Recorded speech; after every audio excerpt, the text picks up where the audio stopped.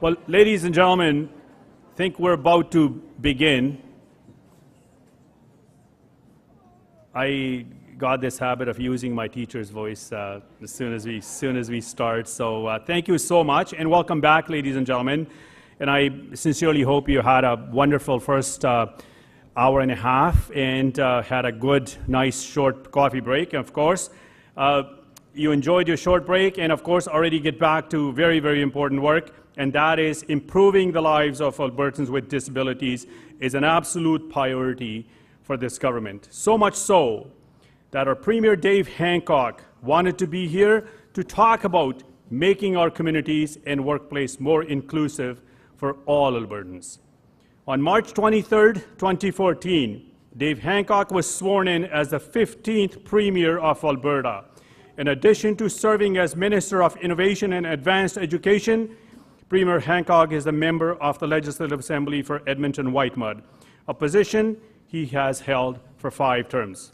Previously, Premier Hancock has served as Deputy Premier, Minister of Human Services, Minister of Education, Minister of Health and Wellness, Minister of Advanced Education, Minister of Justice and Attorney General, Minister of International and Aboriginal Affairs, and of course, government house leaders for all of 17-18 years. He served as an MLA and of course as a minister. Ladies and gentlemen, please join me in welcoming our Premier, Honorable Dave Hancock.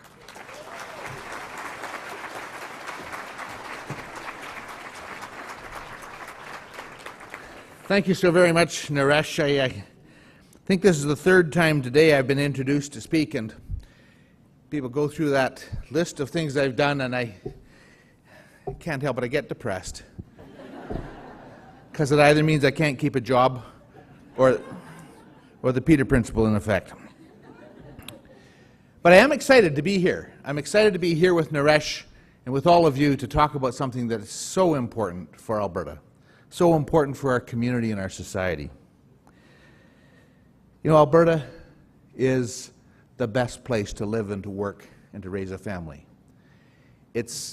Our economy is strong. We've got the best economy in North America. We've got 100,000 people coming every year. We've got families who are so confident in their future that they're having kids in record numbers. Life is good in Alberta, for most people. But we do have some people in Alberta who don't share all the opportunities that the rest of us share. And I just came from talking at the food bank, and that's one aspect of our society where volunteers and people can help make life better for Albertans. But there's another group, and you are all here because you're vitally interested and concerned that persons with disabilities also have that opportunity to live a quality of life in Alberta. That's an exceedingly important thing for our society, very important for all of us. If we're going to have the quality of life that we want, if we're going to have the kind of society we want, that every Albertan gets to participate, that every Albertan gets that chance. Every Albertan gets to dream, to share in the opportunities, to participate in a meaningful way, in an equitable way. Public or private, we all have a stake in helping Albertans realize their true potential. And I'm glad to see so many familiar faces here and some new ones as we launch the 2nd Learning Symposium on Disability Innovations in Employment. A lot of people have made today possible, overseen by our Associate Minister of Services for Persons with Disabilities, Naresh Bhardwaj. Naresh has thrown himself into this role with tremendous enthusiasm and dedication, and he's leading a team of people in the department that are doing some great work. But I also want to thank the many business and community leaders here today.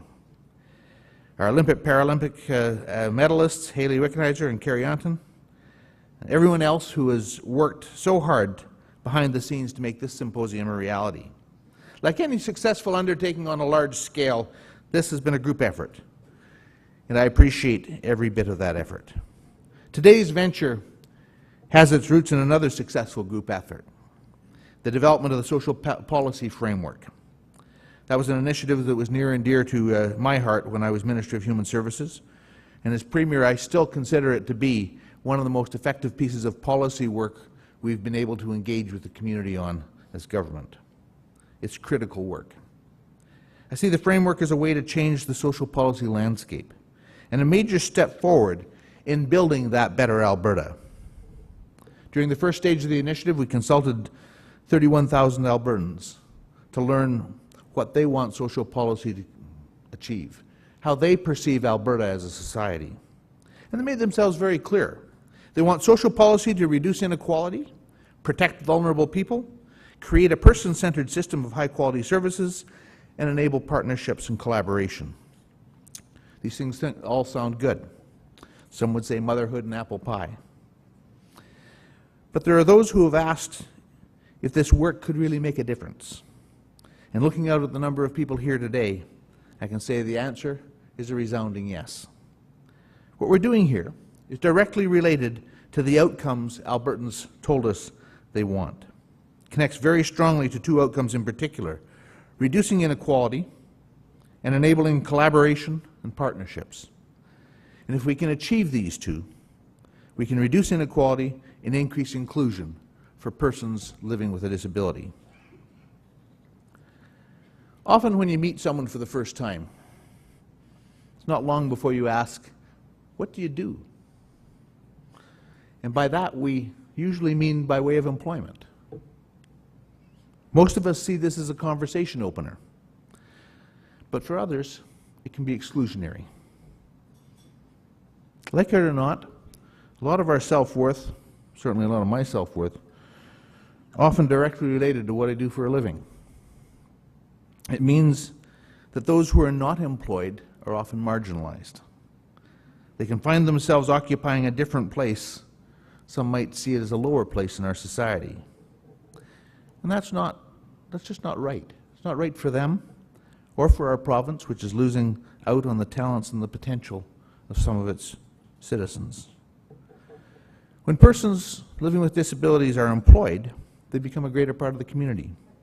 They can give back to the community, they can help strengthen it. But it also enhances their own sense of value and self-worth. And that's not to say that everybody has to be employed or should be employed. Obviously, it's a matter for the individual. But employment can change how people see themselves, and it can change how others see them and respond to them. When individuals with disabilities are employed, their sense of self-worth increases, so does their independence. As Minister Bardwaj has often said, not all persons with disabilities are able to work or want to work, but many of them are. And we need to ensure that those that want to work are given the opportunity to find that employment. And we need to ensure that those who want to work are given the opportunity to be part of our community, be included fully. That we focus on their abilities, not their disabilities. The opportunity must be provided both by the public sector and by the private sector. And there are considerable benefits for those hiring persons with disabilities. It's not just about charity. It's not about charity at all. It's about good business sense. There are examples of this. Last year, maybe 2 years ago, time flies when you're having fun, I had the ability to be at the Great Kids Awards and to hand out awards to young people who had gone above and beyond. One of the awards was going to a 17-year-old youth with autism. He was nominated by his employer, Save On Foods. And it was an interesting story. The manager of the store told me the story, so I feel it's okay to repeat it. The work experience teacher at his high school had to beg the manager to take on a student with a disability as a work experience student. And there were a number of sessions. She went back and back and back to do that. And finally the manager said, "Okay, but we're not changing the way we do things. So you'll have to come and work our way." A year later, that store gave that student, that employee, their Best Employee Award, Employee of the Year Award, and nominated him for a Great Kids Award, because that student showed up every day for work.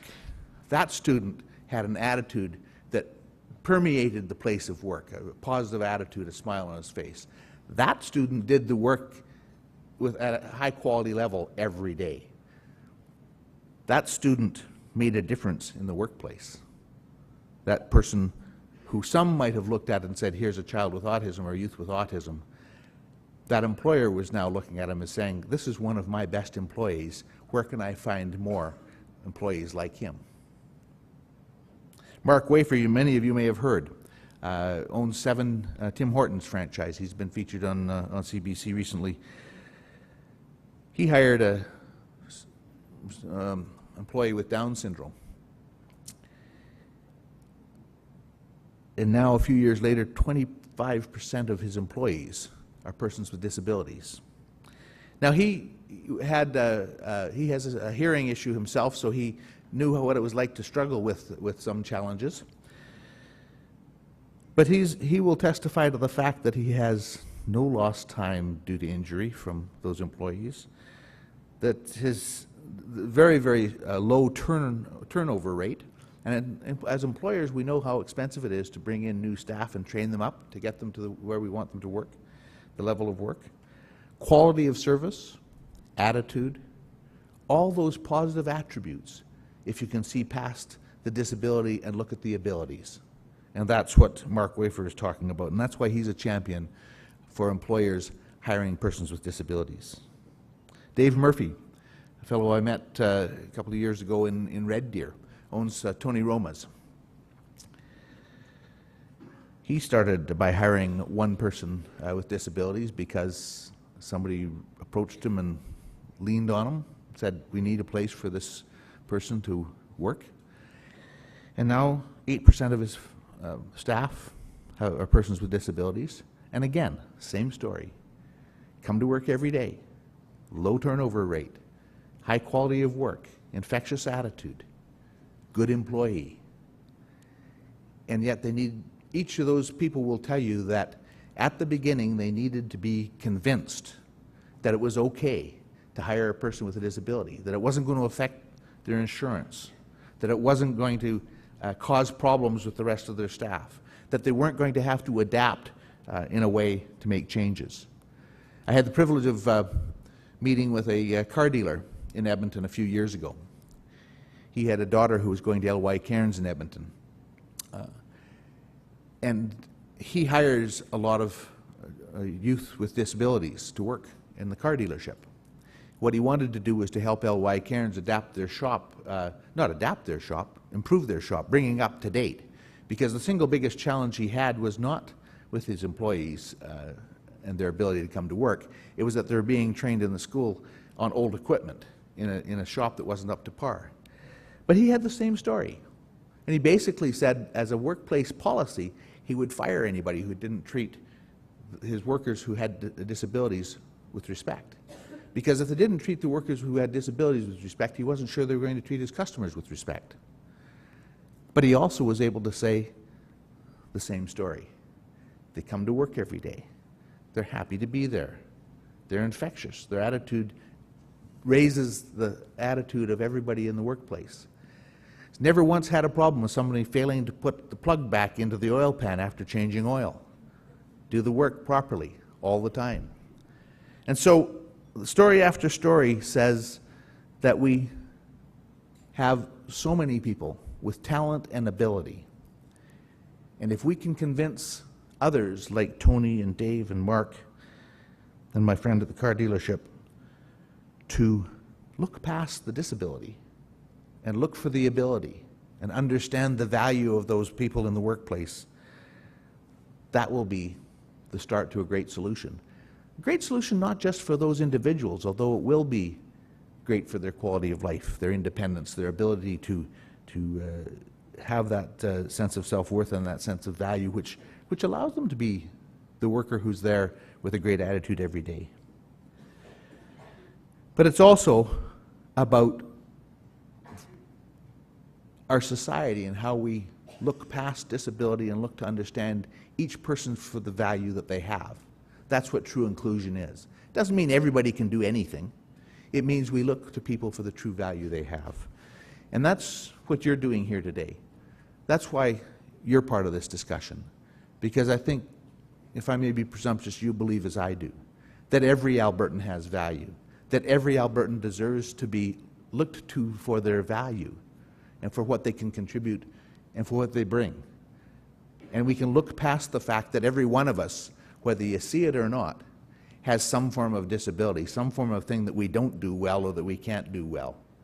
We're all in that same boat. Just some have a tougher time or a more visible disability or more challenges.